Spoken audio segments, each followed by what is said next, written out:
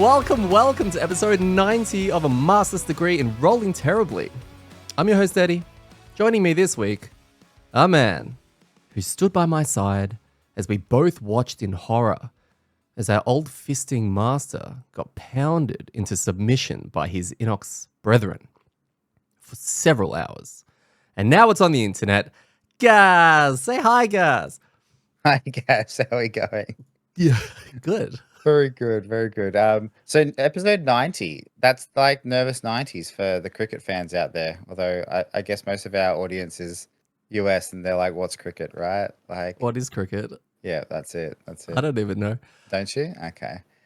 It's weird that we've it's timed and lined up that Crimson Scales is starting at episode 89 and all the milestones are kind of out of whack. Like episode 100 is going to come when we're going to do this scenario 14 of Crimson Scales or something like that. And it's not going to be very celebratory. So yeah, I don't know.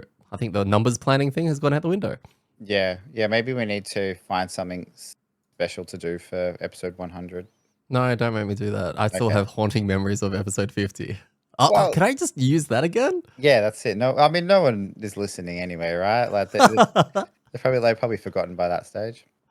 No, have faith.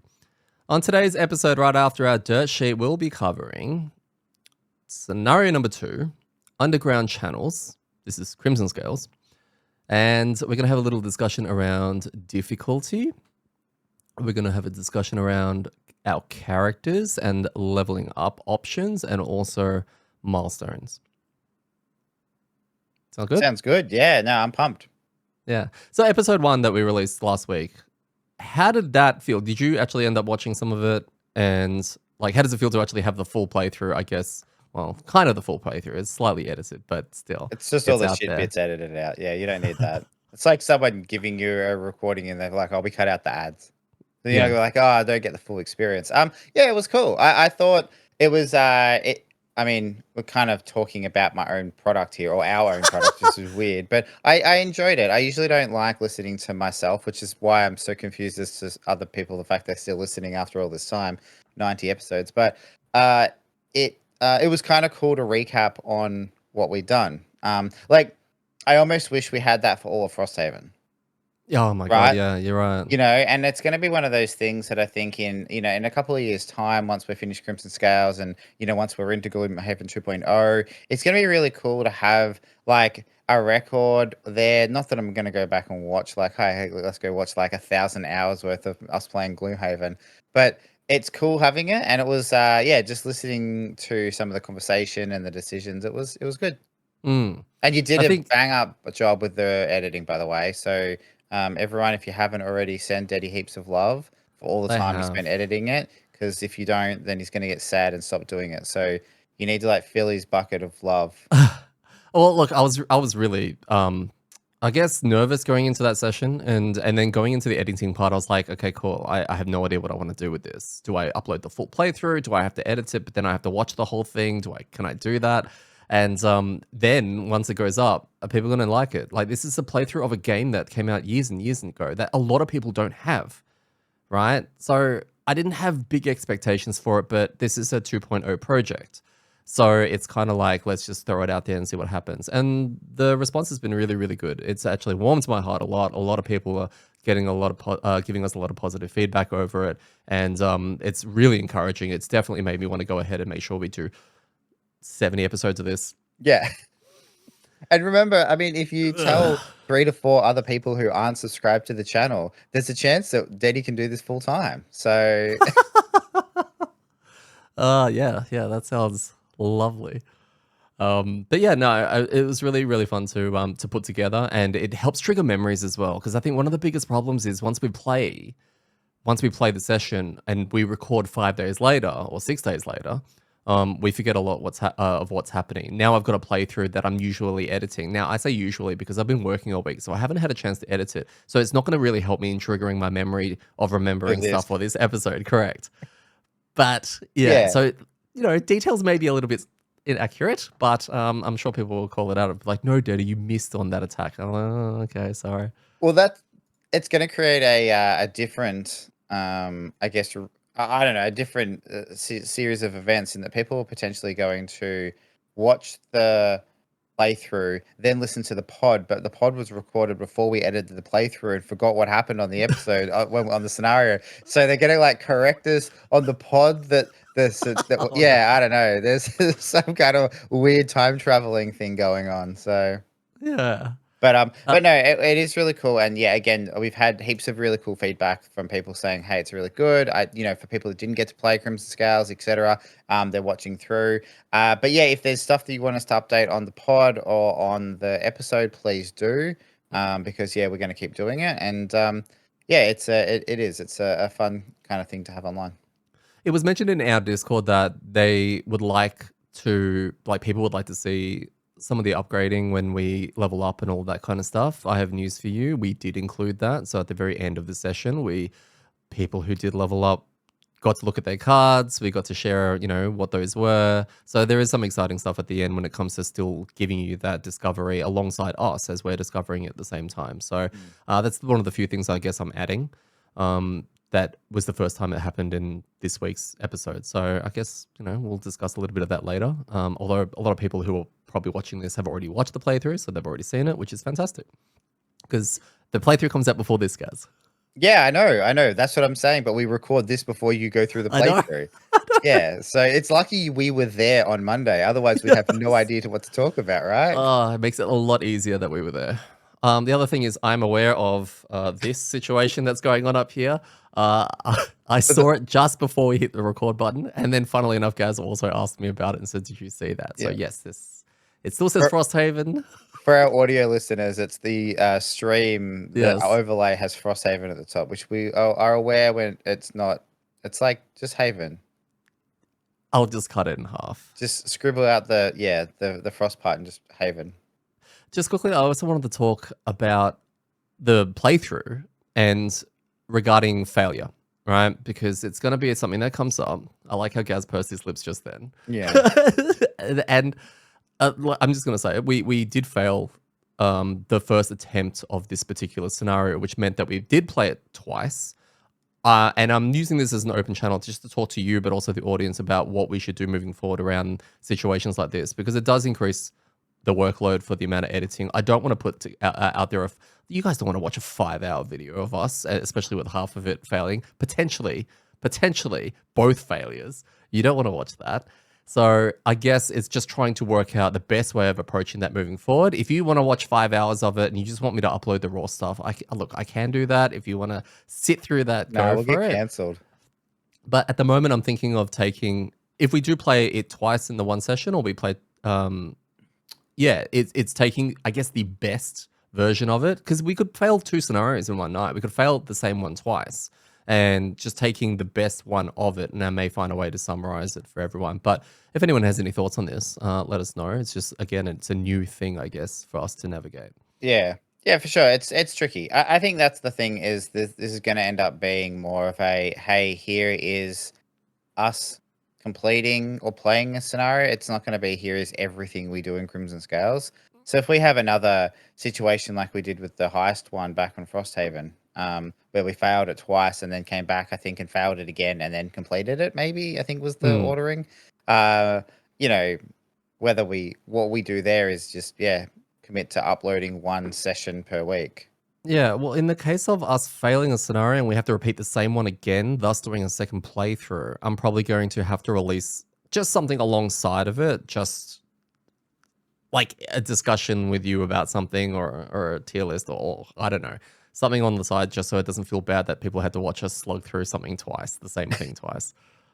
Yeah, we'll work it out. So, but yeah, if you have any ideas, just let us know. But it is tricky if we don't pick up early enough in the scenario that we're probably going to lose. So again, getting towards the end of it, and with the limited amount of time we've got to play of an evening as well, if it gets to 9, 10 o'clock and we go, oh, we can't really go again, or do we go again and just stay until midnight? Like, it gets tricky.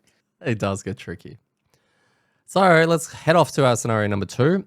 We started doing our city events, so this is going to enter our event section, music playing, a little bit of spoilers for anyone who is also running a Crimson Scales campaign. We had city event 1, and you read this one. Oh, this is even more awkward that I don't remember it at all. Yeah, so you should be able to exactly explain what happened. I think we went to the fair. We went to the fair, Yeah, we and went there to the was like a county strong fair. man. Yeah, pardon? We went to the county fair. The county fair, that's right. And there was a strong man who was Yeah. like, "Come on, man up, muscles. Come over here and smash this bell thing." And then there was also an Aster, who was like, "Can you throw these darts?" Yeah, that's Um, right. I feel like, Like kind of what are they called? Carnival games or yeah, like the carnies. shenanigans? Yeah, Oh, yeah, that's it. cardies. Yeah, I feel like the third option because it was like, do you want to do the strongman game? Do you want to do the kind of Yeah. dexterity game? I feel like there should have been a third one that was like, do you want to call shenanigans? And the whole thing's rigged. So Yeah, so we had to decide: do we want to actually do the strength test? It felt like a strength test, or do you want to do a dex test? So you can actually use the hammer on the giant bell. That's that thing that what's the cliche? Hammer goes down, see how high you can make the thing go. Or the Acer was like, do you want to hit a balloon with a dart? mm. And And both promise fun and excitement. yeah, what's interesting is because we don't have traits in Crimson Mm, Scales because they didn't exist back then. But the character sheets that we've got have been updated to be Frosthaven, and they do have traits on them. So one of the first things we did was looking like, oh no, but the events won't have traits. But the Gloomhaven system, which is what Crimson Scales is using, had character races. So it was like mm. if you have X like race, then you can do that thing. And that was, I think, in place of the traits. Well, before the traits anyway. So yeah, we kind of like, okay, well, we got to think about that as which characters are, for example, strong, because that's the one we ended up going with. We're like, okay, Hmm. well, we've got an Inox is right, yeah, not Elgox. I think it's Inox, but I Inox, think okay. Inox sounds cooler. All right, so the Inox sounds like Inox. a bad Apple product. So the Inox, but yeah, that's what we went with, the strength one, because we're like, yeah, well, they're usually strong. So That's right, and that's what we picked. Mark is the Inox, I guess. Mark is the Inox chain guard, and yeah, the keyword was basically, if you have an Inox in the group or something else, good things happen, and we actually got an item out of it.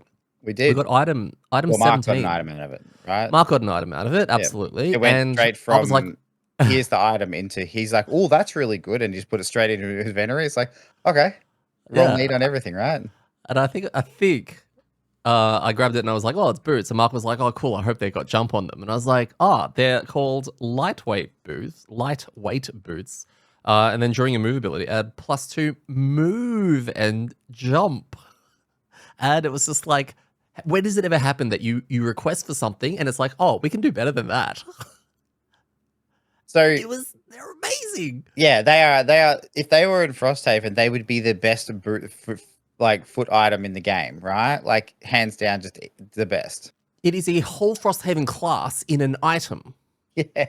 Well, I think comparing it to Frosthaven, there's jump boots, and then there's boots to give you +1. Like these are +2 and jump, and they're repeatable, right? They're tappable. So this is the second item that we've seen. The first one was the potion that disarms people, and now we have boots of like infinite jumping and moving. So Yeah. I feel like we're getting the kind of hint that the items are OP as in this. Are you excited for items, Gaz?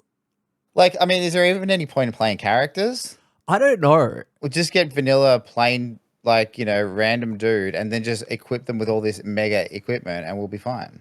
What I'm getting from this is that you can just play your character as badly as possible. The items will carry you through. Yeah, that's what I'm hearing as well. Wow. So yeah, no, but it was cool. It was again, it was a cool event. It seemed like our choices mattered. And it did. And Mark got some cool new shiny boots. Oh, because like we're probably not playing this again. Do you want to know what happened with the Ace side? Yeah, sure. I feel like the same thing, but Yeah. not boots. No, it's same boots. Oh, okay. So this event seems to be if you have these racials, right, in your group, you're guaranteed to get these boots, provided you pick the right section. Because the bottom one is if you're looking at Aether or Orchid in party. Yep. So we would have nailed it both sides. Yep. So yeah, it's almost like these OP boots are mandatory for the whole game. Yeah. What happens if you don't? No effect. Oh. You just miss out on the boots. It doesn't even go back in. So, Oh, okay. They're one-time boots. All right. yeah, you want these boots. Yeah, apparently. And then we went and had road event Wait, 43. Oh, yeah. wait. It'd be so funny if we just walk into the shop and like all of those boots are for sale. So like if we could just buy them. Do you reckon Zane's in here? I mean, he's got to have gone somewhere or come from somewhere, right?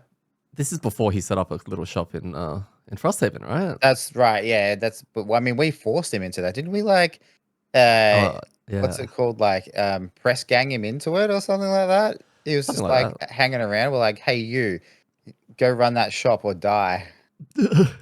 Pretty much. I think Sather was pretty brutal, but of course Sather led up to us because we were really the rulers of Frosthaven. We were there. Yeah, exactly. So we had road event 43 on the way to scenario 2, and basically on the side of the road you come across a hooded figure asleep on a pile of straw. As you approach, their face looks eerily familiar, resembling someone from the wanted posters you've seen in town. However, it's unclear if this is a dangerous bandit or just an innocent traveler taking a rest. So we had to make a choice, and this was actually a pretty cool one. I liked it. Option A, you can tie her hands together while she sleeps. Or option B, we could awaken and interrogate the figure. Now, what did we choose? And by we, what did one person in that group choose that we threw under the bus? Phil decided that the best thing to do was just to like tie him up and throw, and don't worry about asking questions, right? Yeah. And how'd that result for us? Poorly, and they cursed us. I'm pretty sure. Yeah, she got really, really shitty. Yeah, as you And would if you were asleep and someone just started trying to tie you up. I mean, Phil, probably not how things are supposed to go. It might work at home in the bedroom, but like not random people on the street. So yeah, we all started with curse in the next scenario, which is really interesting. Do you know what would happen if we woke her up and interrogated her? We would have received bless. No.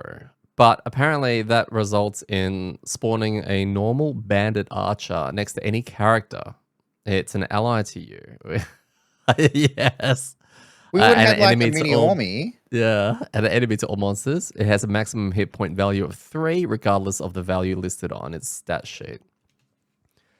So apparently, We could have had a cool little rudely minion summon. awakening someone and interrogating them, they're fine with going, "Hey, I'll come along. I'm not going to curse you because you rudely woke me up." That's yeah. That's really cool. I think that's an awesome kind of like mini reward for choosing the right path. Like, it's a once-off little help. 3 HP means it's going to be really tricky to keep them alive. Like you're going to have to try to. But there's a chance that they do, and we get that kind of army feel where you might end up trying to protect this one like little NPC. So Yeah, but this NPC doesn't have a name or anything like that, so we probably wouldn't be as attached.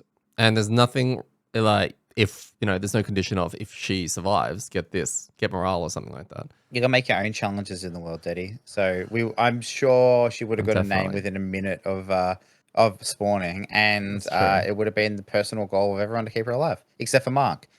Yeah, well, Mark's personal goal of keeping himself alive is a little bit problematic. Look after yourself before you try to look after other people. That's right. Yeah. Yeah, cool events. I'm really liking the event so far, except for the first one because we couldn't really do it, the one that needed money. But yeah, But that was still cool. it was cool. It I was like them. Yeah, they're good. Scenario 2, not the Dark Lake, the unchanneled underground channels. I needed to write that, and I did not.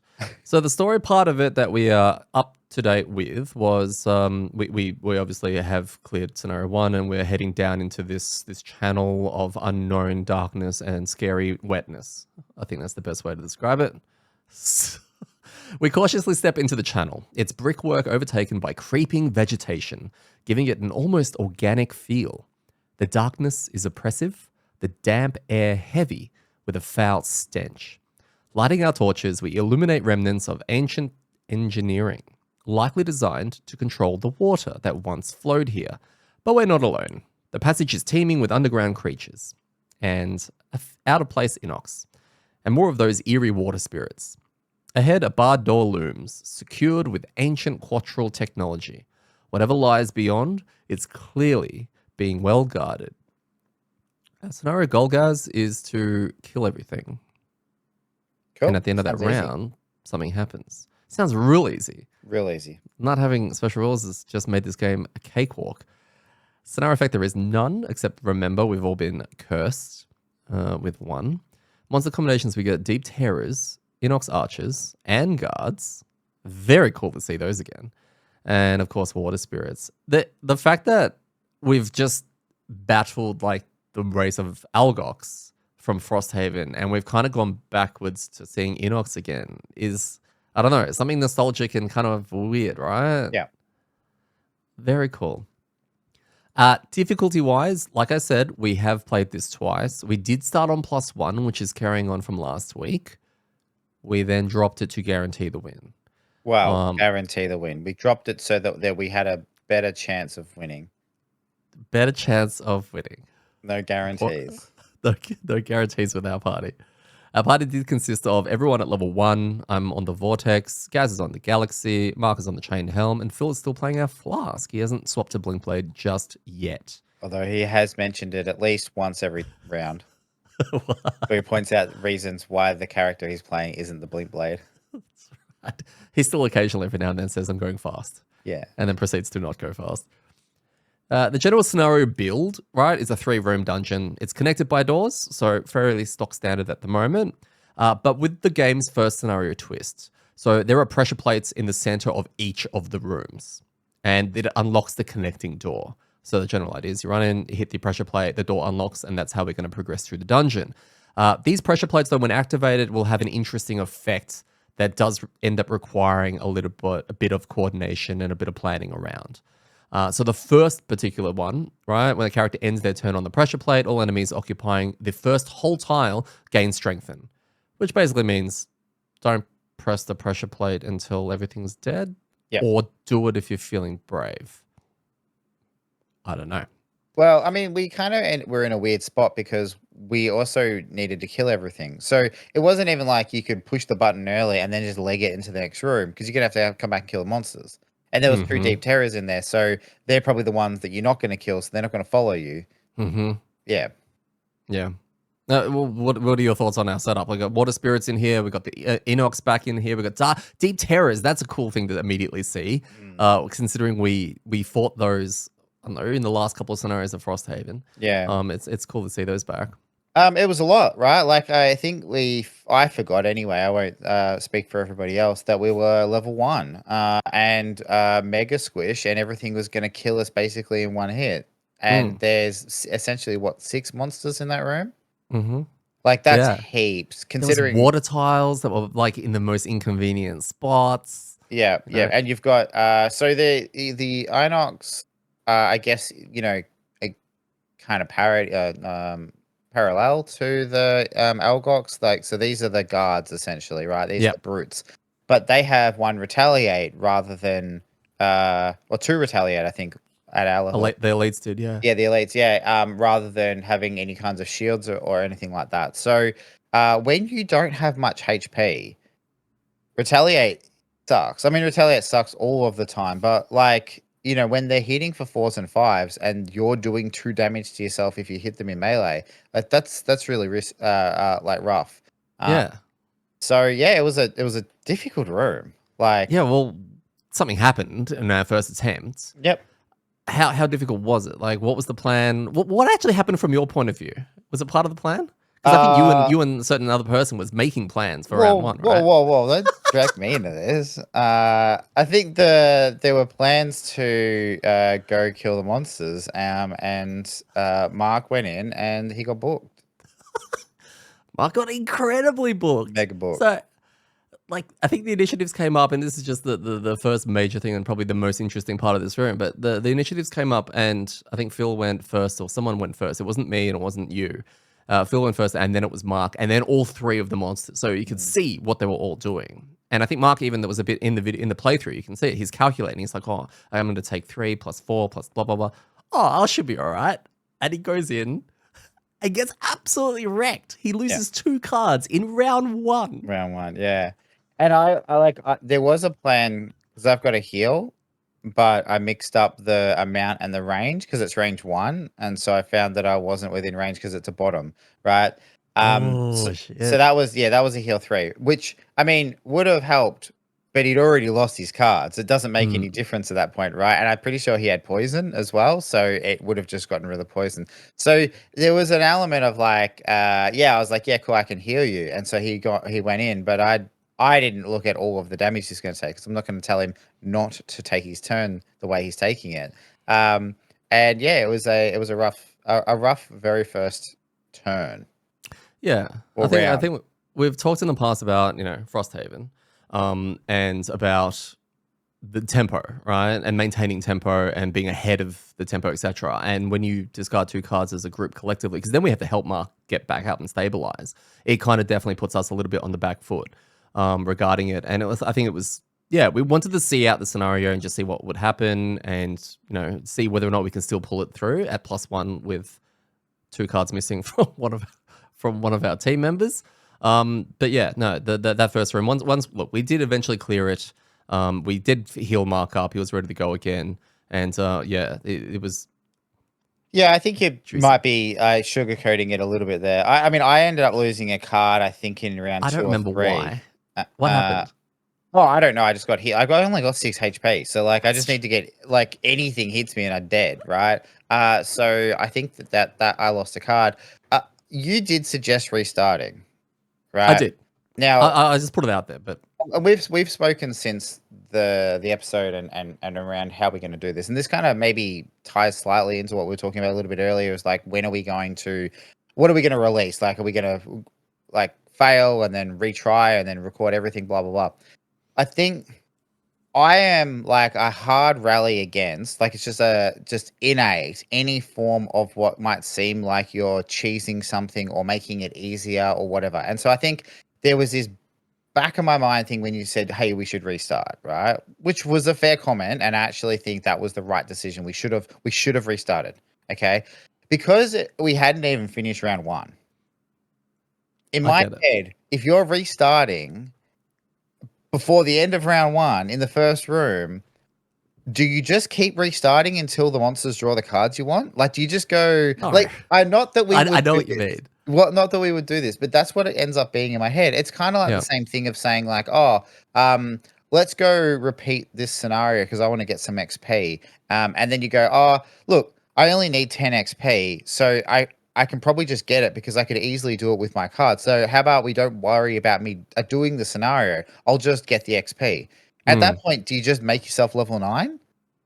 yeah, Like, you do. you know what I mean? I Like, know what you it's mean. these slippery slope stuff. So I have to be better at not just being like, "Oh no, let's just go. I reckon we can do this. I believe in us. Let's go, team." Especially considering we were level 1, okay, and we're all like really new to it, and it was on +1. But yeah, so that was probably my fault for just saying like, "No, no, no, I reckon we've got this."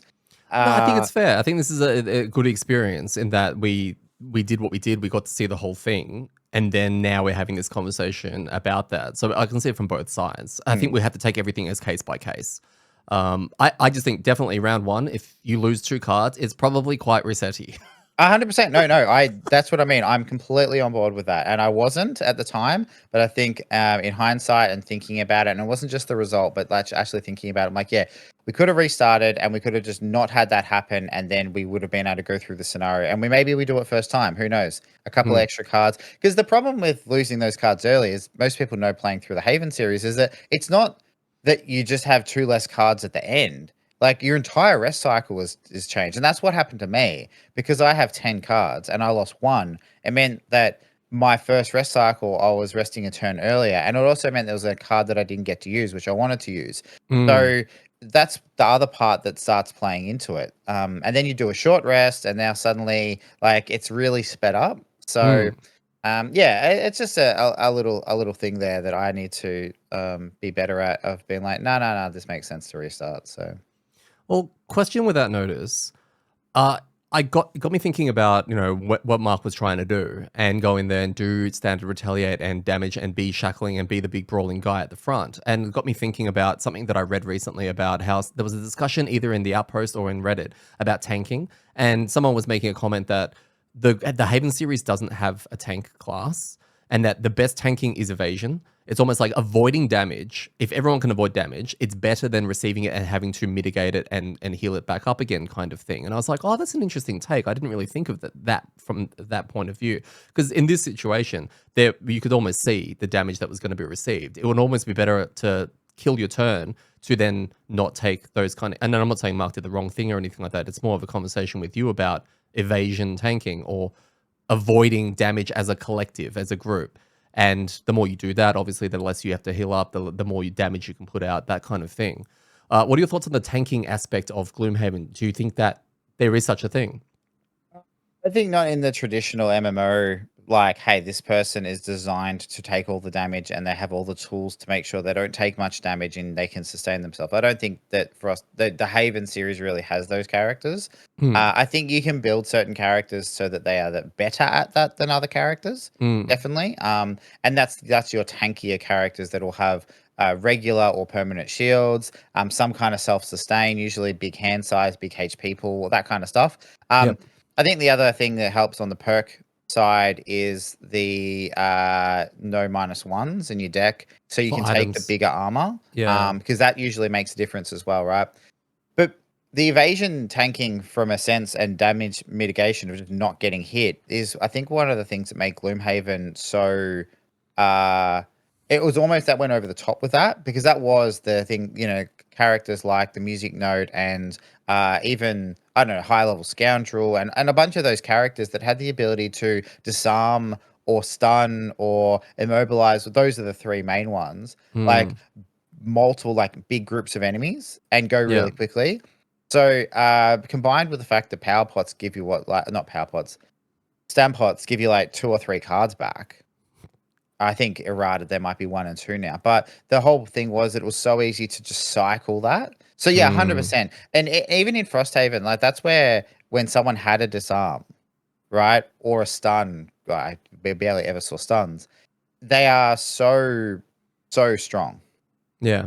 Um, so yeah, it is. It's interesting. It's an Yeah. interesting thing, and that's where I think, like, characters like the Shackles in Frosthaven, while there wasn't a tank character, the fact of the damage It's got the return. sustain, right? And the return. Yeah, that's the thing, and without too many spoilers, but that worked because the Mm. self sustain was massive. Mm. But the damage return was also massive, so it was worth going through that process. Whereas that I know, like, Gloomhaven 1, the Brute, Yeah, really yeah, good early example. on, the shields and retaliate work, but it drops off too quickly. Yeah. See, And so that's a therefore, comment that a lot of people make about Gloomhaven at the start is, hey, we're playing Brute and Scoundrel. What's going on? My Brute doesn't last very long. And it's kind of like, because the shields are so little back then, and you don't have all of the items that you would may mm, need. And a lot of people then would say, well, it's not a traditional tank in a sense where you just sit there and absorb damage blow after blow after blow while your DPS is killing everything. yeah. It's one of the first learning things you learn about, oh, cool, if we avoid the hit, and that's where initiative weaving comes in and all of that kind of stuff. Yeah, I think that's exactly it. There aren't any characters in the game that are just designed to just tank. Not that we've seen anyway. There are some that are closer, but there are just tankier characters, Mm. right? There and I think a lot of frontliner characters tend to be a bit like that, but that's where you've got to be careful about. We joke about the Phil playing his Blink Blade. Is that's one of the things that he sometimes miscalculated, was like, it's great to go in early, but, like, then you're going to get pummeled. Yeah. So your fragile frontline characters need to go in late and then come out early. Yeah. And I think something we're getting better at doing with connected to that is also sharing damage, right? It's not just someone's responsibility or the tank player who's got the most health to take every hit. Mm. You're the exception because you can be one shot. But if everyone's taking, if I'm taking an attack 3 and Phil's also taking it, we're taking that pressure also off Mark, who's maybe at the front. And I think that's also really important for teamwork. Yeah. Yeah. And later, the later you get, the kind of bigger that shared pool becomes. So it becomes a lot easier to share the damage around a little bit, Hmm. and look at those turns where you go, okay, cool. Well, 2 or 3 of us are going to get hit here. So that's not as bad as one person getting hit, by 3 or 4 attacks. So Yeah. The other thing I wanted to point out about this room was about preparation, this was the like obviously it's the starting room. We've talked about prep rounds and characters. We don't really have much in terms of prep rounds. Our characters seem to just jump straight into it, with the exception of Phil, but that's built around his character, and I think he even still does it. Like he's built around persistence, so it's almost forgivable if he's like setting up a prep round. But you don't have him prep cards, do you? Oh, I do. I just don't play them. Oh, because you didn't bring one last time, right? Well, no, I For brought scenario it this one. time. I brought it this time, and Yeah, I okay. played that. Yeah. So actually, in the first, my battle goal for the first playthrough that we lost was the prepper. Like, don't play an attack card for the first three Oh, turns. So yeah, I okay. actually looked at my cards and worked out I could do one of my prep cards. I could do the force field thing, which definitely would helped Mark not die as much in the second round. And then I had some other not attack card. So yeah, I do have a little bit. But in saying that, playing too many persistence early on, again, we know, right? Like it destroys your hand. And that's what I found. Playing a persistent plus playing the force field Mm, turn one means I'm basically playing from an eight card hand for mm, the first from the first rest cycle. yep. So it becomes really tricky. Yeah. No, I remember a conversation we had probably a while back in the Frosthaven's part of our pod, talking about how there was a point where all of our characters wanted to prep towards the latter part, and you were like, I had to sacrifice my prep as whatever you were playing, it might have been Prism at the time, in order to get something kind of happening at least at the beginning, because everyone wasn't doing much. And it's like we were having a conversation about maybe only a little bit of prep as opposed to the double card prep that we've sometimes done, so that we can at least get a little bit of a head start in the scenario. I mean, right now I'm playing the Vortex, and I can't see a real prep that I need to do, which allows me to get straight in, Mm, and I'm loving that I don't have an opener that's exactly the same every single scenario. yep. I Out think of that two. Yeah, no, I think that's really cool. I think it is really good. It's a uh cool to have characters and just get in there and fight. I think the one you're referring to was when I was playing the Gemini, and uh Yes, yes, because it was. yeah, Phil was on his Deathwalker, so he needed to prep his shadow stuff. You were on the Drifter, which is like 5 rounds of prep. Yeah, And Calvin was on the Bone Shaper, so he was summoning. So yeah. it was like everyone's just like, "Oh, we're not going anywhere." And then it was early in the campaign. We got these scenarios that we would refer to like zero prep scenarios, right? Yeah. Like you are there, and if you don't do something right now, you are going to get messed up. And this room was a little bit like that. Like this felt like Mm. a zero prep room because you had monsters that were probably going to hit you. Like, Deep terrors have a lot of range. yeah, Water spirits are pretty brutal. yeah. So, and they were close. So, like, outside of some really lucky AMD draws, not AMD, monster ability card draws from them, there was a good chance if we just didn't do anything right, that someone was going to get pummeled. Yes. So, Yes. So we clear the interesting first first room. room. Yeah, yeah, we clear the first room on the like both attempts, but the first one was a lot worse than the second one. Then we opened up the second room and we get a T-shaped intersection. We get some deep terrors, which are always in the corners at the furthest distance away, and we get to be introduced to the Inox Archers again, or reintroduced, as well as water spirits. And there's another pressure plate, and this one is the same thing. It unlocks the adjacent, like the connecting door.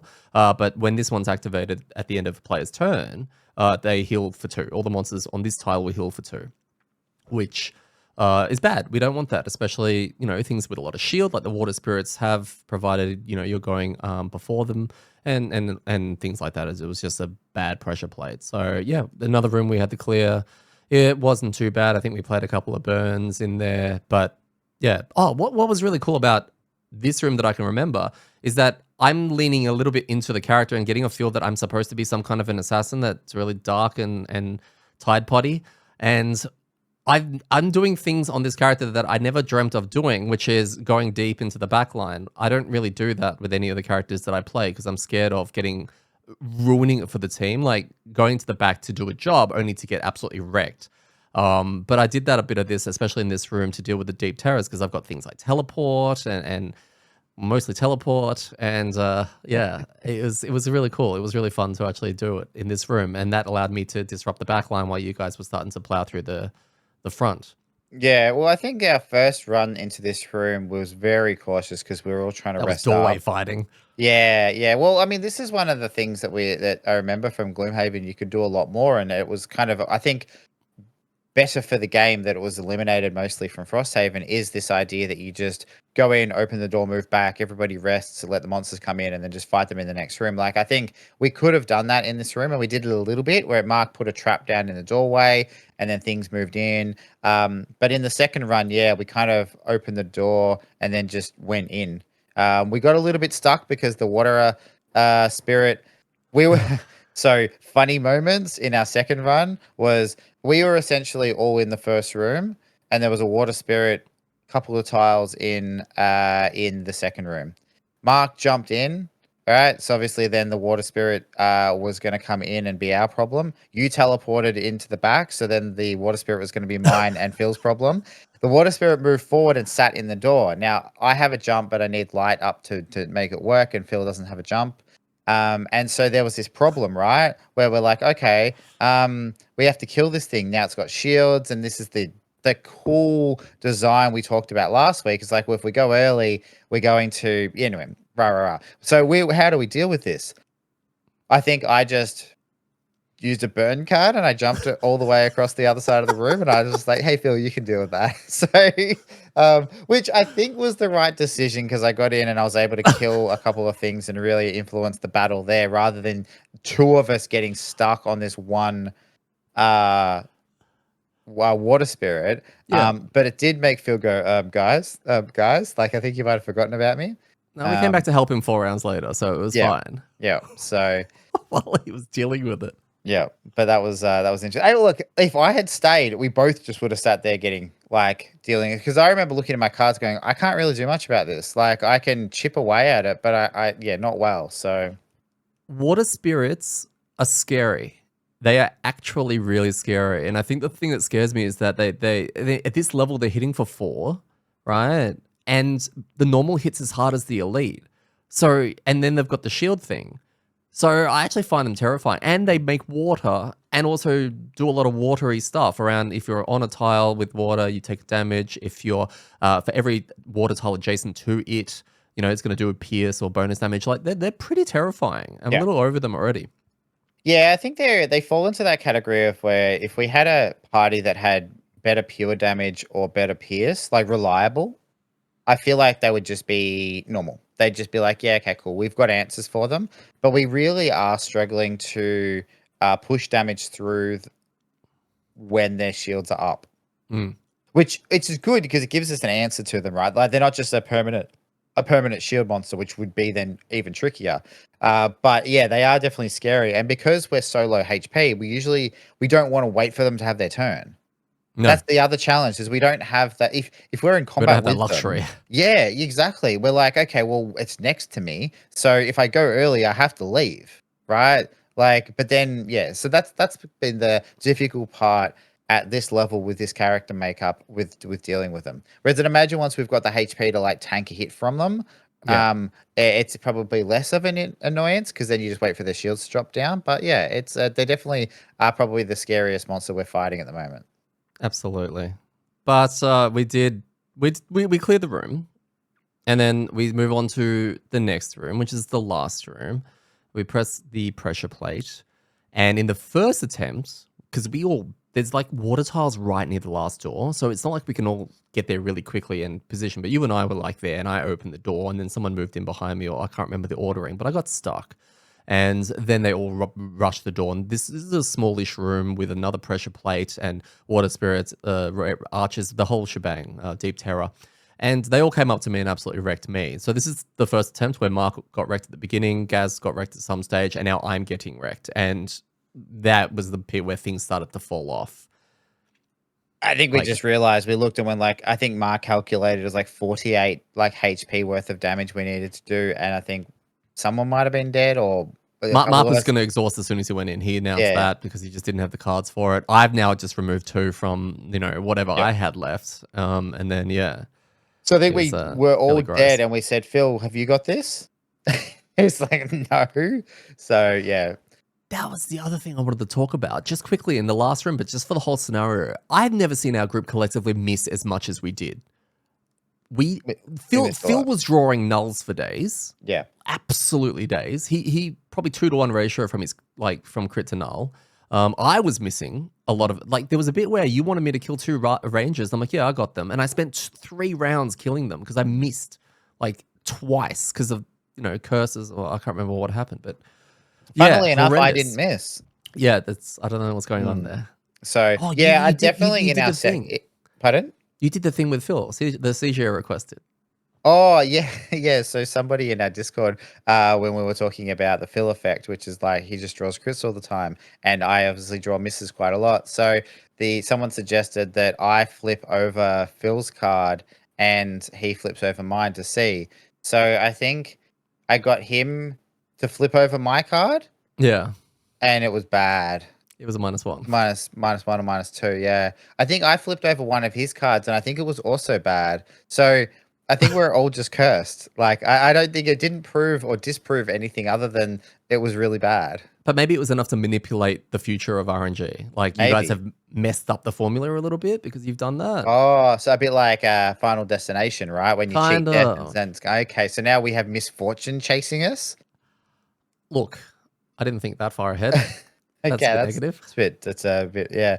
But look, no, I think definitely in our second run, that middle room was made a lot harder by 2 or 3 particular draws, which I know Phil missed one. I know you missed another one that made a big difference. And I think there was a deep terror at the back that I hit, and I think I did one less damage than I needed. So I Yeah. think I drew I think I had advantage and I drew 2 -1s or something like that.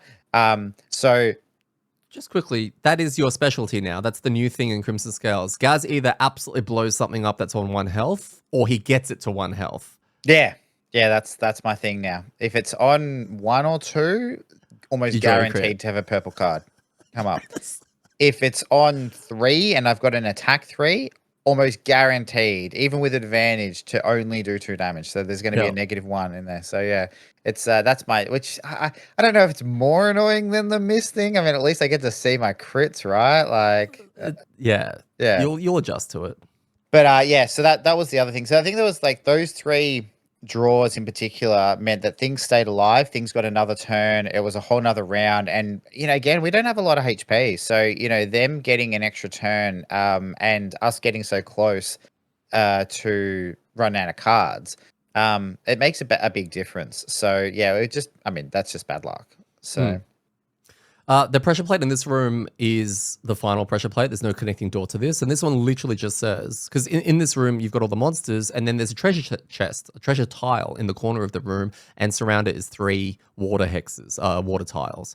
And the pressure plate just says, when a character ends their turn here, all figures occupying water tiles in this room will be reduced to 1 health, which is very cool. And like really cool.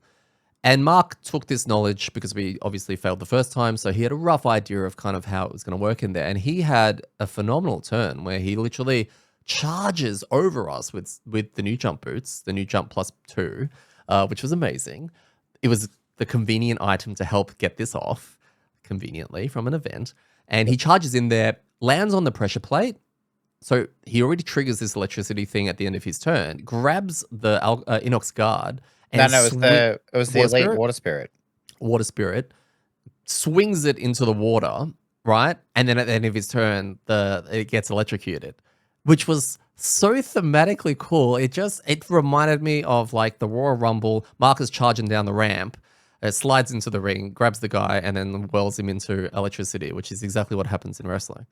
Yeah, and then the best part after that, so you have this water spirit, which we've just talked about, are a pain in the ass to kill. It's got 10 health and 2 shields, I think, on its turn, unless it's Yeah, gone. It's now been reduced to 1 because it's shackled. Mark has a persistent up that says anything shackled takes damage. So at the start of its turn, it took a damage and died. yeah, So like it was so probably what cool. is the biggest threat in that room was just taken out in one go. And it was a amazing big brain play from how all that worked. And I think it definitely, considering how close it was at the end, I think it definitely swung the Mm. battle. Oh, I see what you did there. Oh, I didn't do it on purpose, but I'm just good at Oh, puns. So yeah. You take it. You take those. So everyone flies in and we clear it except for Phil. Poor Phil. What happened to Phil? His legs weren't working or something. He spent the majority of the second half trying to catch up with everyone. Yeah. Because of the water and body blocking and all of that kind of stuff. I think Poor that, guy. yeah, it was like a turn where he couldn't move far enough because we were kind of like, he had like a move 3, but there was only 2 spaces to move. And so he was a little bit further behind. The next turn, once we all moved in, he moved, but then miscalculated the range on his attack. So he moved his 2 or 3, but he was like 1 short on range. And so it was like another turn he couldn't do anything. Yeah. I think his last turn he got to do a couple of bits and pieces. But yeah, That it is was true. just, it's one of those unfortunate when you get into that kind of, it almost feels like a rut. And you're like, oh my God, I can't do anything. And it's Nothing's working because, out. yeah. And it's usually because it's like one slightly bad luck and then one misplay. That's usually what triggers it. And then you get to your third turn and you're like, I'm You just get a going to little blow all my tilted. cooldowns. Like, I'm just going Yeah. to burn all my cards, right? So, yeah, it was, it's a bit frustrating for him. So, but hang in there, mate. You're doing a good job. You are. You 1,000,000% are. So we clear this room. We're basically win. Now that Mark's in there, we all jump in. We all start blowing things up. It was very fun. It was very enjoyable. And Mark ended up looting the chest, which was really cool because it told us to grab an item, a random card between items 94 and 100. So I grabbed those cards, and these are from Crimson Scales. Gave him a bit of a shuffle, fanned them out, and Mark drew one. And he drew item 100. This is a bag item, and it's called Wonderstone. And it basically says during a turn, you may place one character token on this card to generate any element. And then when there are 2 tokens on this card, it is consumed. Broken item number 3. Is this just a better version of the mana pot? Yeah, well, I've got the mana pot, so I would have loved a broken version of this. Like, yeah, I think this is really good. Unfortunately, it's just going to get vended because Mark just has like too many items. So, Yeah, that's the yeah, other thing. and no one's The buying it back because limits. it's 40 gold. Like, 40 this bucks. is good, but it's not 40 gold good, right? Considering how little money we've got. So, I feel like it's just unfortunate that it went to Mark because almost anyone else would have been able to make use of it. But yeah, I think it's pretty good. It's definitely not as good as something gets disarmed or like jump forever anytime you want, like for the rest of eternity, right? But it's good, very It is good. good. Like, even, like, I would love it. I Like if would this item was in love it. Frosthaven, again, this would probably be one item that you'd look at and go, yeah, I can see this being taken. Frosthaven busted. It's Can not confirm. busted in Frosthaven, but I think it's like, the mana pot and the greater mana pot in Frosthaven, we talked about them like only really being good as a support item for someone else. I feel like this one here is an example of where you could potentially take it for yourself because you're getting a couple of charges out of it. But it also has a lot of options in regards to so Yeah. So, summary. With the channel cleared, we decide to retreat before the ancient quattral electronics fail completely. Just as we enter the second chamber, a deafening rush of water echoes behind us. Scrambling into a nearby recess, we watch as a massive wave floods the channel, the water level rising alarmingly fast. First to our knees, then our waists. Panic sets in as the thought of swimming for survival crosses our minds. Suddenly, the wall behind us collapses, and the torrent sweeps us away into an unknown cavern. Ooh, that's exciting. Rewards! We unlock scenario 3. No morale? Do you miss morale now? no, I don't miss I morale. kind of do, because Yeah? I miss getting something. Yeah, true. It was a good reward to tack on that doesn't mean anything. Maybe some XP. Give us a little bit of bonus XP so some of us can level up a little bit, yeah? So we don't have to rely on our skills and cards. What were your thoughts on scenario 2? Yeah, it was pretty cool. Like again, it falls into that bucket of a kill all with a couple of cool little things. The pressure plates were an interesting way of making sure that you clear the room. And kind of have different the different effects make it fun. The monster combination was tough. Like it was definitely difficult at this level. So yeah, I think again for a scenario 2, like this is a good lead in. I'm loving it so far. I'm like it's challenging. It's challenging. The rules are enough. It allows us to get our bearings at the moment. It's not overwhelming at all. It's cool to see the Inox again, and like you said, the monster combinations were good. I like the twist at the end from the pressure plates situation, because a lot of the pressure plates leading up to this were like, strengthen and heal. But this one's like, oh, just electrocute things. It's great. Mm. So I like that they added that in the end. And yeah, no, it was good. Yeah. Big fan. Yeah, I like it. I just quickly want to talk about play of the game. Basically, Mark's my play of the game. But Gaz and I are just going to spend maybe 15 to 20 seconds talking about what we thought was like the key moment in that scenario. And I've gone with you, Mark. I'm allocating you, and Gaz may even do the same because it was so cool. Yeah, it was the chargy swingy, and it was a really, really cool play. Yep. Yeah, it was a very, very like big brain play, but also very thematic. And I think that's one of been the cool things about watching Mark play the shackles so far, or is that what it's called? What's it, the chain helm thing? Chain helm, yep. Yeah. Chain guard, I think is what it's called. Oh, yeah. But yeah, what playing that is that he is really leaning into the swing and shackle mechanic of it all, which is cool. And I mean, and getting some good damage out of it. Like there's been some cool moments that he's jumped in, grabbed these things and smashed them into the wall, and combine that with some hazardous terrain, for example, or a trap. I think maybe once.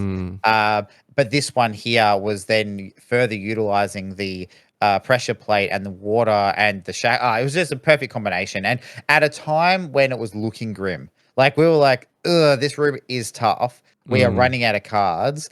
To kind of it was a clutch play at a clutch moment, which is what I think earns it. We need like a sponsor. You know how like sports they go, it's the Bunnings Warehouse Play of the Day. Yeah, Mountain Dew Play of the Game. Yeah. If we just do that long enough, will Bunnings start giving us money? Maybe I'll put money into it, and we'll do the amDirt Play of the Game, and we can plug us. We can pay ourselves like advertising money. Sure. Hey, I'm new to this. I don't know what I'm doing. It sounds like a good idea. Ormi. How's Ormi going? Is he still alive? How long is he until he fails in our campaign and finally drops? I think he's okay in this one as long as you can keep him alive in the first room. If you can stop him from just zerging in, I think you're okay, because this one was pretty linear. Yeah.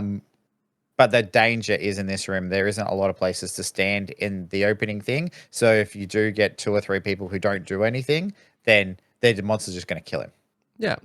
I figured if we ran into a similar issue that we ran into with Frosthaven regarding our preps, if all of us are prepping and Ormi's running off, especially in a room like that where right in front there's a whole bunch of guards and all that, that you'd have to adjust the preparation portion of things.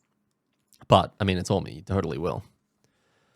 All right, I got battle goals because these are incredibly important in this campaign, and it's so clutch that we get these perks so that we can start unlocking our AMDs and perks from that. So Phil had Sluggard. Perform a long rest at your maximum hit point value after you have already suffered damage. I have absolutely no clue whether he got this or not. Did he announce it? Don't know. All right, well, playthrough people may know if they've kept track of it, which would be cool. Optimus, remove a negative condition from yourself on an ally 2 or more times. You didn't get this? No, because like after the first room, no one was getting any negative conditions. You had poison and wound at one stage, and I was desperate to throw a heal on you, but all my heal cards were gone. And then after that, you refused to have Tide Pods. I was like, I just really need you to get and hold on to 2 Tide Pods so that or 3, sorry, so that you can get your wound, and then I'll just quickly chuck a heal on you. If you said it for personal reasons, I probably would have helped you with it. Yeah, well, we were in a place where it's like wasting some turns on that probably wasn't the right thing to do. But yeah, next time I might be like, hey, maybe you should slow down on the eating of the Tide Pods and just maybe hold them for a bit. Yeah. I mean, I can't stress how important these have suddenly becoming now, and that we should really work towards at least achieving them the not cheese way, but with our standard personal reason way. Yep.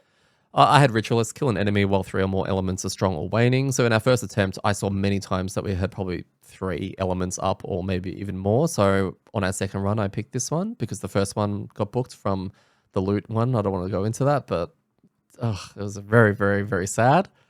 I'll quickly cover it, actually. I had the loot one, never leave a room with loot tokens on our first run. And I was very adamant that I'm going to stay in this room. I can't leave here for personal reasons until I grab a couple of these. And you're just like, and everyone was helping me out. Phil was going out of his way to make sure the loot tokens were taken from the corner of the room, etc.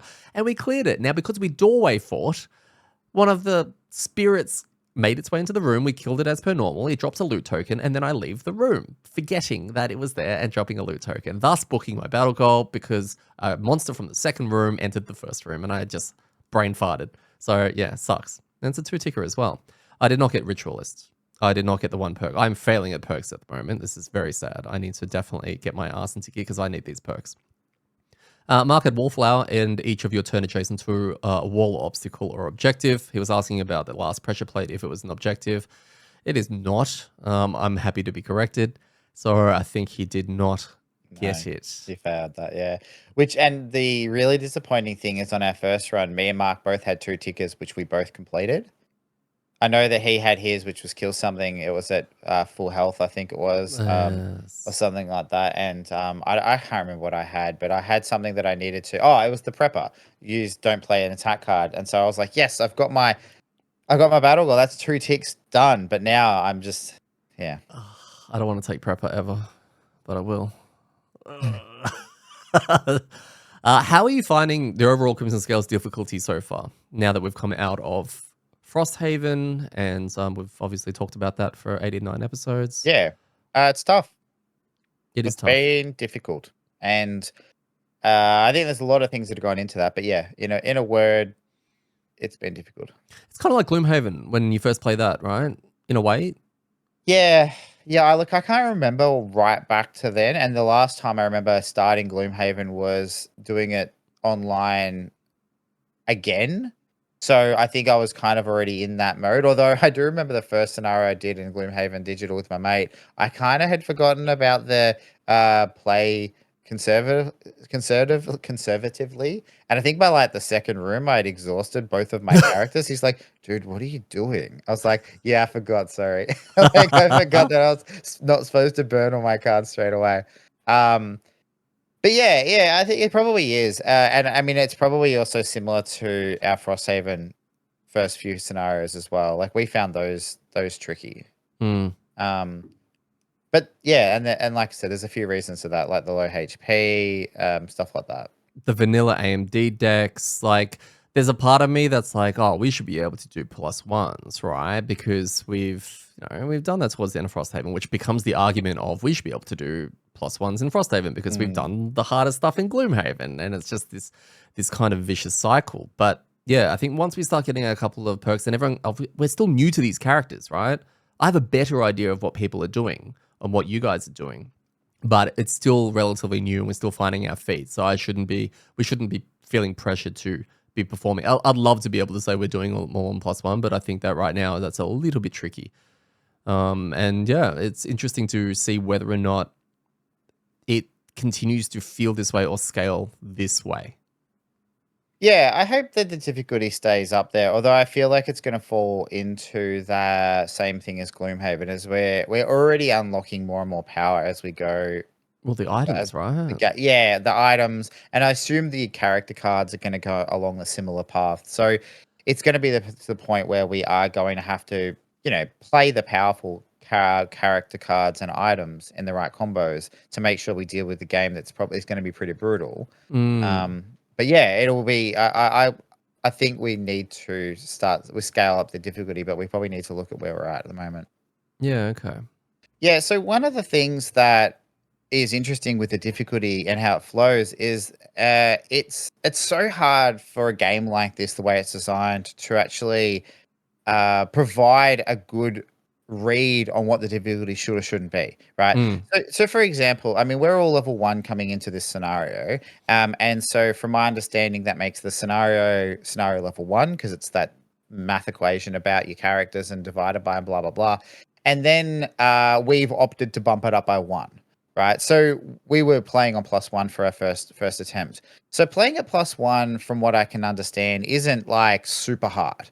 If we were looking at our Frosthaven campaign, we bumped it up to +2, and we found that to be quite challenging, and we had to think a little bit more because things were harder. But I think when you have characters that were like level 4, 5, 6, you have so many more options, so much more HP, etc., etc. So it's interesting because I think a +1 at the moment is a significant increase compared to, say, in 4 or 5 levels. Once all these characters are level 5, a +1 will be there. And because the game scales with you, which is the interesting thing, because it's like playing like RPGs or whatnot, right? Where Yeah. you level up, but everything else doesn't level up around you. Yeah. So like Okay. you're leveling in a zone or fighting monsters or whatnot, and then you level up, you get more powerful. So you get more powerful than the monsters around you. This is kind of one of the issues that Diablo 4 had with the scaling of the monsters, is that you level up, but if you don't get more powerful enough, everything else gets Yeah. more Okay. powerful than you. So, for example, Mm. right, when we hit level 2, which a couple of us did at the end of the scenario, we're now going to the level of difficulty that we first played this scenario at, right? So we Yeah. played scenario 2 at a scenario level 2 because we played Yes. it at 1 and we bumped it up to +1. Yeah. Yes. Then in our second playthrough, we dropped it back down to +0. So we played it at 1. Correct. If once we all hit level 2, let's just say we all had leveled up then, right? Yeah. And we went back into that scenario, I don't think that we're doing it at level 2, because at most we're getting one more card, but we're not getting an extra card. We're getting replacing one of our current cards with a level 2, which means once per rest cycle we get a slightly more powerful card, right? Yeah. We all get a little bit more HP. I think I get 1 HP, right? Which puts me Yeah. on 7, which probably takes me out of the realm of being one shot by most monsters on any given attack. But other than Mark, I don't think anyone's getting super tanky. Like, even at level 2, Mark's not jumping into that big cluster of monsters in round 1 and not burning 2 cards. Like, it's probably the same result. Mm. So this is where this becomes tricky. So I guess my thoughts on the difficulty are, we're going to have to assess Just to it. interrupt for one quick second. Yeah, sorry, When you were please do. talking about if everyone leveled up, right, and we Mm. hit level 2, I think the scenario level is still going to be 1. So it'll still be +1 if we decide to do it at 2. That's right, because you So divide by, don't you? correct. You average of the average level of the party divided by 2, which will still be 1. Yeah, okay, cool. So what level would we have to be for it to the scenario level to be 2? Uh, maths people. Because I think you said it's the average character level divided by 2, right? Yes. So I think we'd have to be level 4. Hey, so quickly, we actually had a little chat after the actual session and then worked out that it was actually level 3. So, yeah. But the principle still kind of applies, I'm sure. Yeah, okay. Interesting. Okay, cool. So we were essentially, okay, this makes more sense now, right? So making it +1 at our current level was essentially playing a scenario equivalent of a level 4 party. Kind of, yeah. Okay, yeah. Hey, Wow. self-discovery moment. We're working it out Wow. now. Yeah. Okay. Cool. So there's no way we should have been doing that. Like, we barely did Yeah. the +0 as equivalent of a level 1 party. So which as equivalent of a level 1 party. So which yeah. Okay. Cool. So I mean, I guess that's a question to ask you, right? Is that, how do you find the increase of difficulty from a numbers perspective? Like, do you have any idea when we bump it up to +1, without really looking at when you flip back and forth between 0 and +1 and look at that, do you have any feel for what's going to be different? No. Then, like, other than monster stat numbers, that's, I guess, it. Like, yeah. I don't think it... Are you saying, like, psychologically? Yeah. Like when we go, oh, we're going to put it on +1. Do you go, okay, cool. I know what I should do differently because than if this was on 0. Like, do A you little have, bit. yeah? A little bit, but more from all it is more of a call. I can't afford to. Sometimes you can afford to take a hit, and you pre-plan the hit and just go, look, I'm at full health. It's an attack 3. If it's a crit, it'll kill me. But you kind of make that quick decision and you take that. I think that you do that less the more it goes up. So that's the psychological impact of, do I head to the back and kill this thing? If I can't kill it, which is unlikely right now with the cards that I have and the items I have, and obviously my vanilla AMD, is going to hit me. Do I want that? And I think that's the only thing that plays into my head. I'm paranoid that I'm going to mess something up for the team. So that's why it will probably make me a little bit more cautious. Mm. But yeah, other than that, I don't know. I don't see it the way you've explained it just before with what we've just discovered. has definitely opened my mind up a little bit to, oh, it's not a matter of just slightly bumping stats up. You're right. We're not fleshed out to deal with it comfortably. We can definitely do it, I reckon, but it will slow everything down, and it'll definitely make it a lot more coordinated in terms of our vague communication about where we're going and what we're doing and whose job is to Mm. kill what, etc. Which I do enjoy. I enjoy that part of it, but I just think right now it's definitely too big of a gap. Did we finish scenario 1 on +1?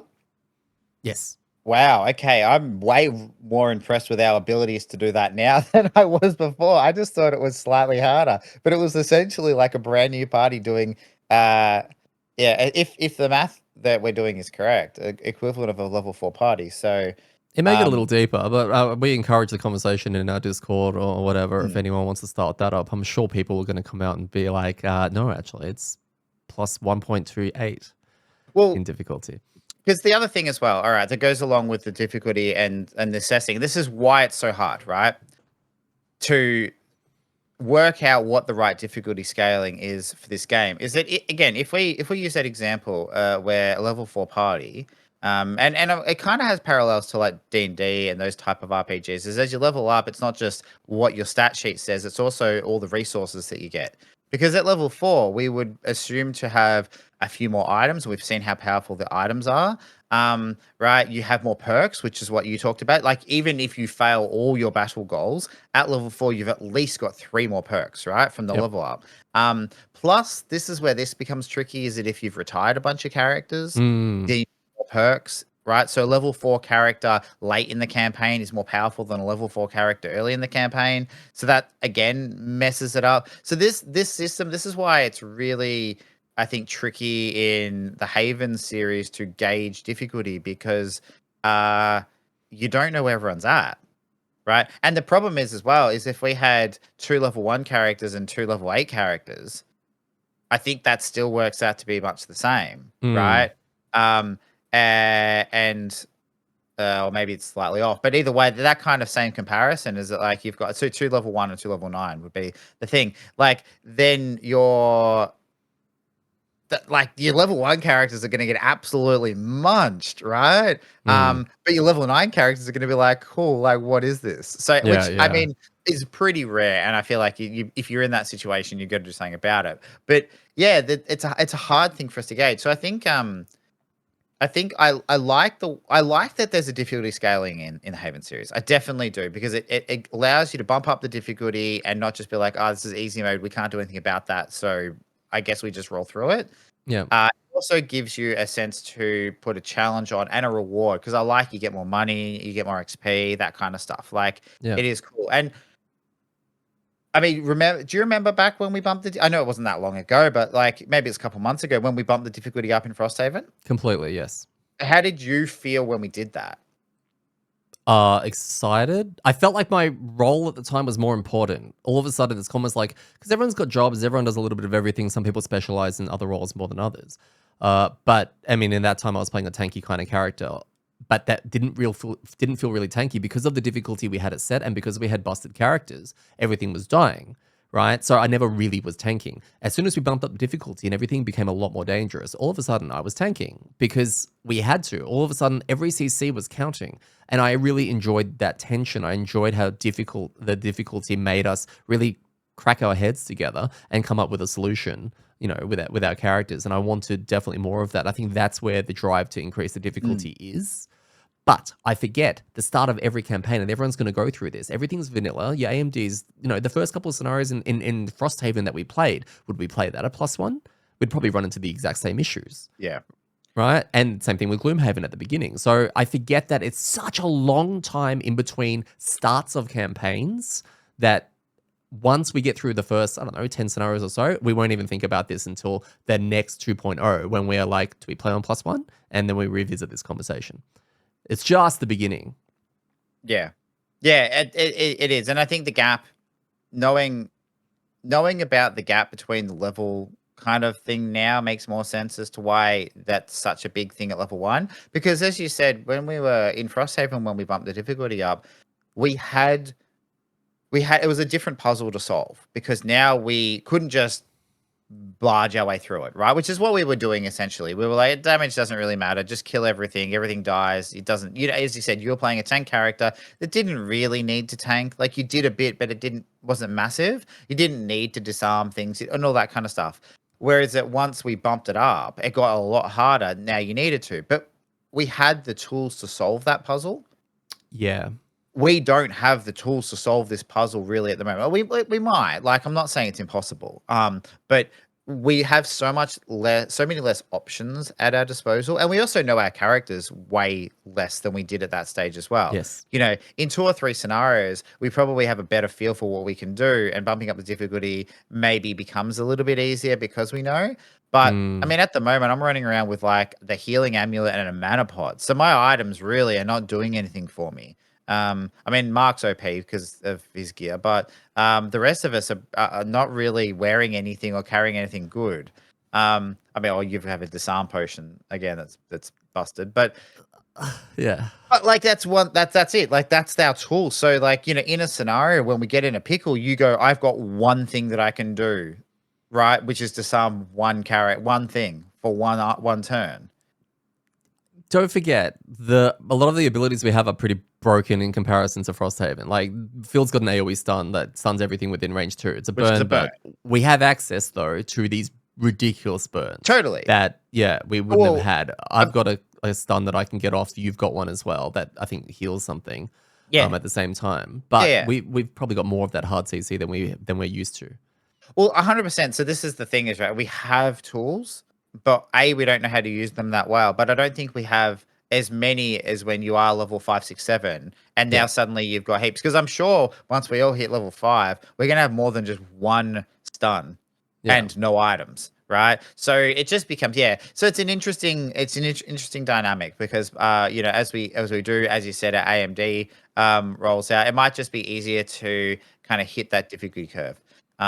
Plus, the only other thing as well is that when it comes to it, is the harder you make it, the worse bad RNG is. So, well, yeah. And at the end of the day, I think we continue at +0 until we stomp, and we're not even close to stomping yet, right? Yeah. Yeah, we're even at +0, we sort of like, oh, I don't know if we can do this, all that kind of stuff. So I think, we'll stay at +0 until we get into this familiar pattern that we did last year, where a kelp and a blink blade come in and destroy everything, and then it's like, okay, guys, we need to increase this. Yep. Yeah, no, I agree. So yeah. Anyway, so it's an interesting thing. I keen to hear how other people have approached working difficulty out. Like, one of the things that I'm not sure of, and I've never really known, and now just actually talking and learning about it on this episode, which is hilarious, right? We've finished our entire Frosthaven campaign, and I only just worked out how difficulty works.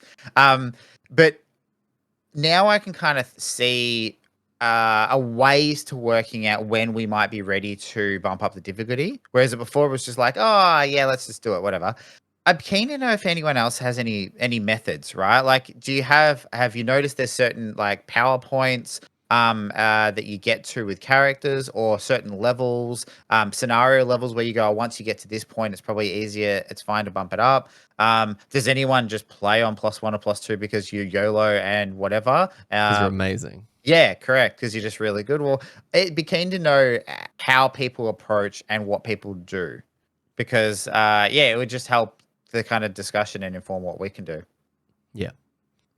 So we also had 2 people level up. We had our Flask player, Phil, otherwise known as Filsk, we'll go with that, who has leveled up. He's hit level 2, and at the end of our session, he did look at his next 2 cards, hand them over to me so I can have a bit of a read of them. Let's just have a quick revisit. We've got Nutrient Overdose, which goes to 17. It's an attack 3. You can forego the bottom action of your turn to add +3 to the attack, right? And then the opposite side of it is a move 3. You may forego the top action of your turn to add +3 move, which kind of fits into the Flask style of, is it meant to be balance or equilibrium or something like that?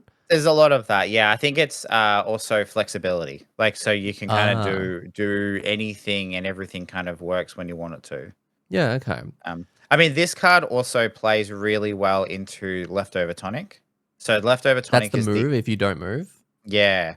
So it means that it is at the end. This is what we would discuss really briefly, is that it is at the end. So he's not going to be able to, if he does the top and does essentially an attack 6, which is bonkers at our level. That's by far the highest we've seen that's not on a burn. Yeah. He will get to move, but it'll be at the end of his turn. So he couldn't use Correct. it to set up. But we're talking about initiative weaving, right? Mm.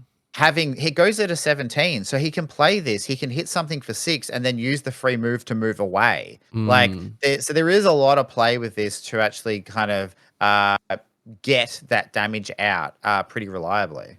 Yeah. I think. Yeah, I'm interested to see whether he takes this. I'll quickly cover the next one. We got transformation libation or libation. I don't know how that works. Please correct me. Place your character token on one normal enemy with 4 or less hit points remaining. The enemy is now an ally to you and an enemy to all other monsters. It suffers 1 damage at the start of its turn, and it cannot be healed. Lose this card when the enemy dies. It's a permanent persistent. It's basically a summon, except you're dominating the mind of an enemy, a normal enemy with 4 or less health, and it generates wind. That's pretty sick.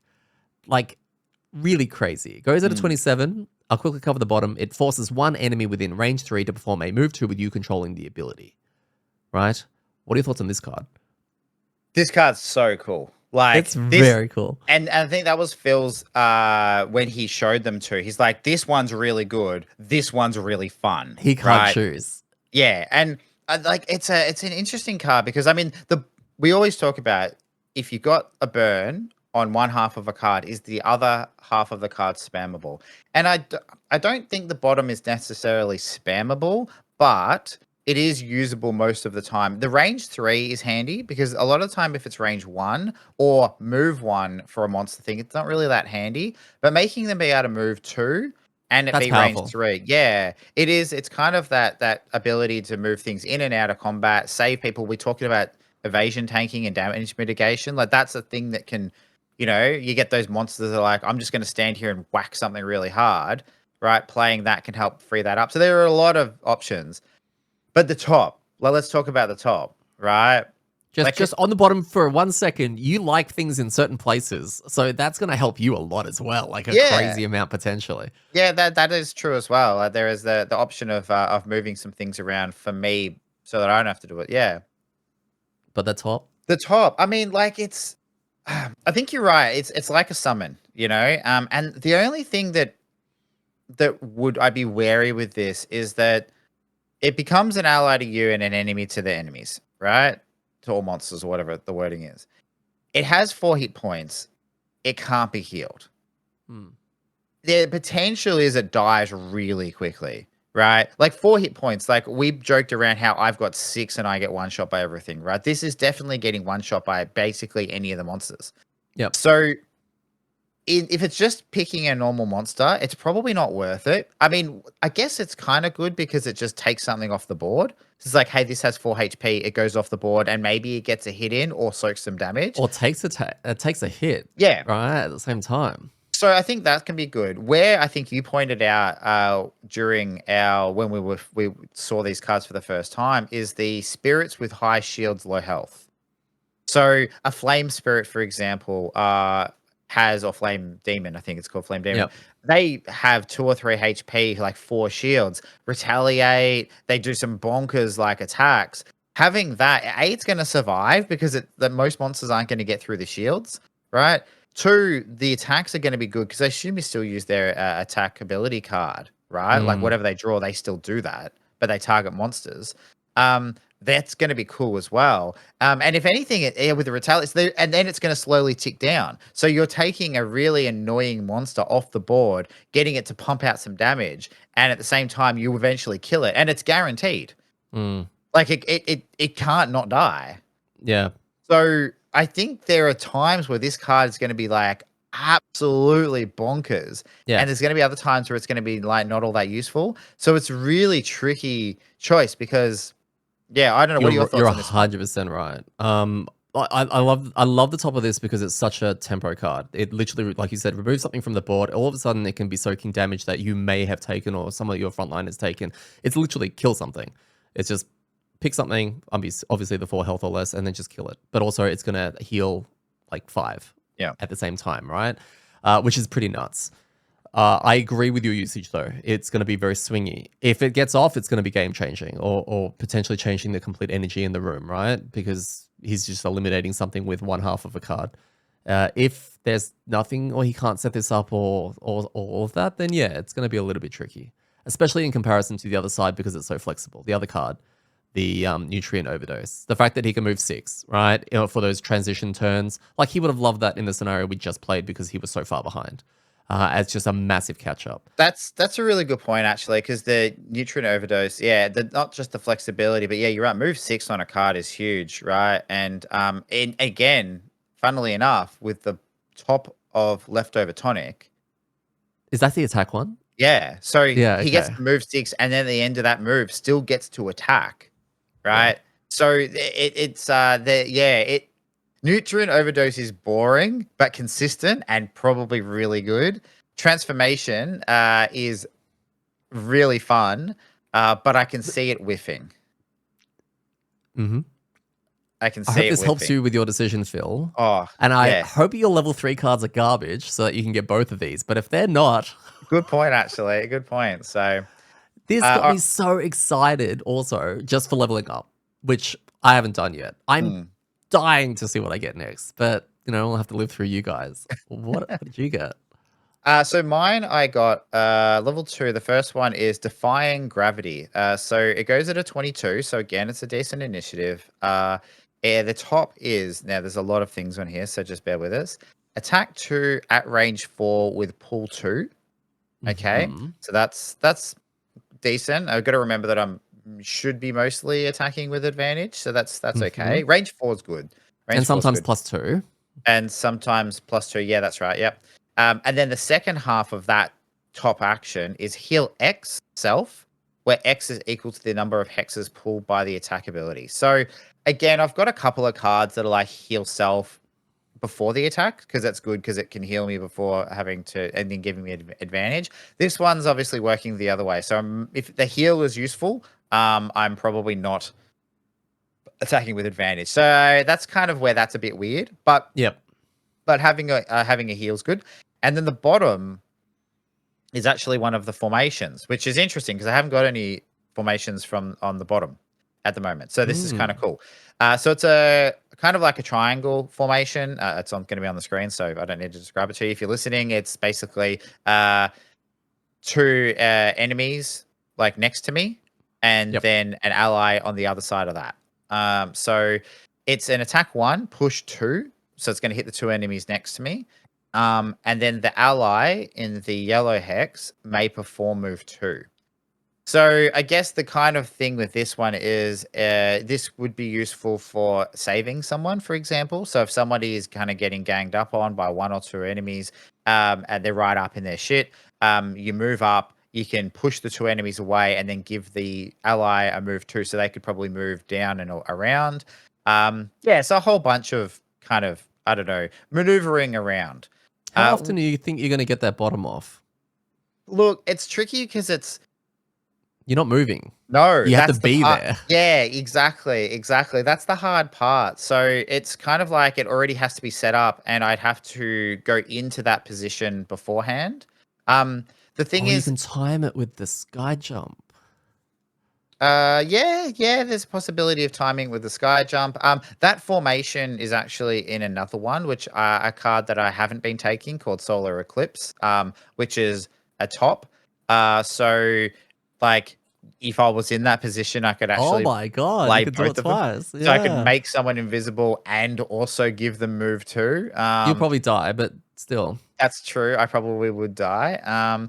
And also, it's the same formation as diamond rings. So it turns out that's just the main formation. Now that is one that I have been using, and that's an attack 3 with heal 1. So like, there's a possibility that that formation exists. I go late, I move in, I do the top of diamond rings. Oh no, it's the opposite. The allies are in that space. So correct, yeah. So no, I don't know. I don't know. It's gonna be tricky. And attack 1 isn't that great.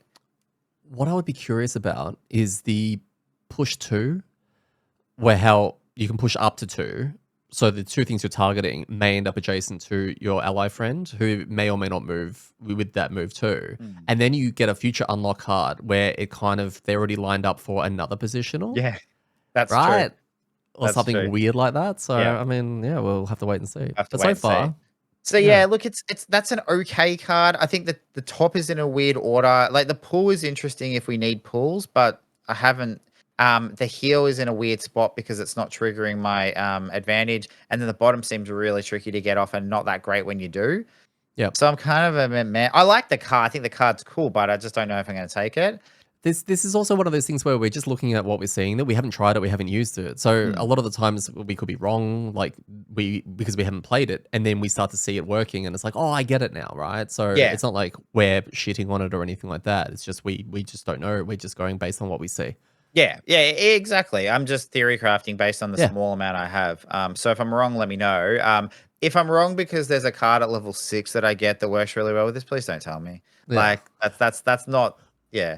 Um, the second card, proportional exchange. Okay, now this goes at 84, so it's probably good initiative for the opposite reason. So it's good if I want to go late. It burn on the top. Now attack 4, range 3, targeting 3. Oh, so good, Gaz. Okay, so this is like that's a lot of damage, especially if Yeah. they're all with an advantage, right? The targeted enemies must be at full health. Mm. That's that's that's tricky. You are the opener if you take that. Oh, I mean that the 100% right. Like that's what that becomes. It becomes Turn a one, could you add the full health +2 on yourself? And is that a bottom? nah, it's a top. Oh, The plus 2. yeah. Yeah, the plus 2 and also the advantage on all attacks are both I'll read the cards out in case you want to chuck them on the screen. So aligned constellations is the advantage on all attacks. Yeah. And the oh no, it is a bottom, the plus 2 damage. The bottom of supernova. Wow, is there a world we can get both of? That'll be a great burn turn one. I mean, 2 burns because essentially that would trigger all 3 of those. Oh, the other one's a burn, isn't it? The +2. Yeah, Yeah. I okay. mean, look, attack 6 on 3 targets in the first room is pretty good, I guess.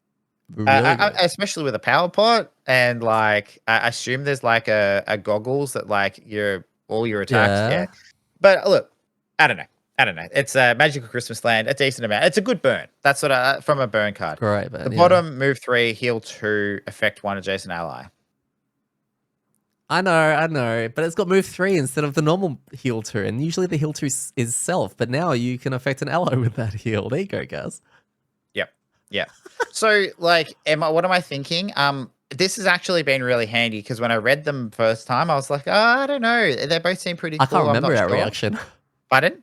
I can't remember our reaction at the time. I think my reaction was that I'm going to wait until next week and then make a decision. But now that I'm actually like kind of like recording my reaction, I actually think I'm going to Yeah. go with proportional exchange because I think the bottom can potentially replace some stuff. I don't like the top of defying gravity. Like it doesn't play into attacking with advantage.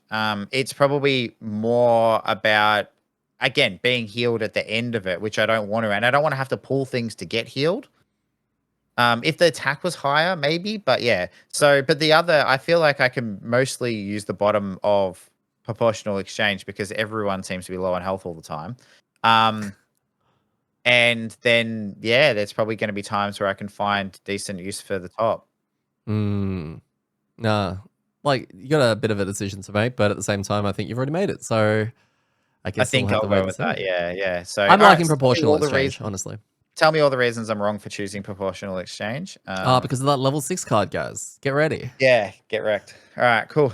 But that's it. Yeah. Awesome. Just very fast, milestones. We've completed 3 of the milestones. This is a new feature that was introduced in Trail of Ashes. It gives everyone a milestone card, which you have to check along, and they're actually very achievable. We've completed 3 of them.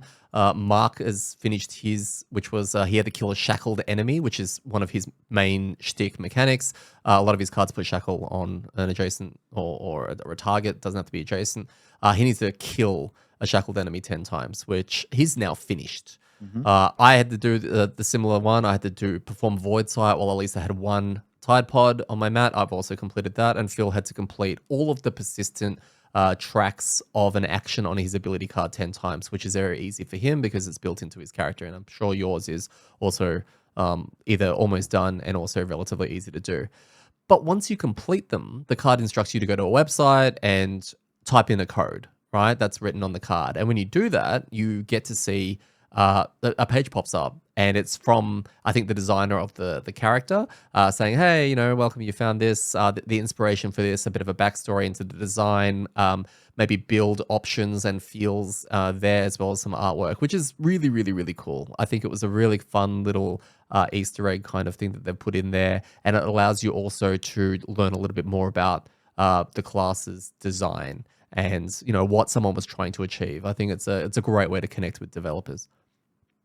Yeah, definitely. I think it's really cool. I think it's a really cool like extra thing to put into the game. And then with that comes a new envelope, which has a bunch of cards in there. I haven't looked at them. From Oh, what I really? understand, once you've completed your milestone, we have to find your card in that envelope and you get another ability card. I have not looked into them. I have not seen them. I will hand them out for us on Monday when we get together for those of us who has completed them, and then we can go through them before we start our next session and whether or not we want to include those cards. I Yeah. have no idea what they look like. So Yeah, that's cool. very exciting. We love new stuff. New shit's always cool. New shit is always cool. Thank you for joining me, guys. Thank you very much for being here. Thank you, everyone, for being here. That will wrap up episode 90. We head into scenario number 3 this week. It has the hallmarks of an escape because of this water that's rising everywhere. So tune in next week to find out if it's worth tuning in, as we may or may not have rage quit. Until then, I have been your host, Eddie. I have been joined again by Gaz. And remember, when it comes to rolling terribly, it's all in the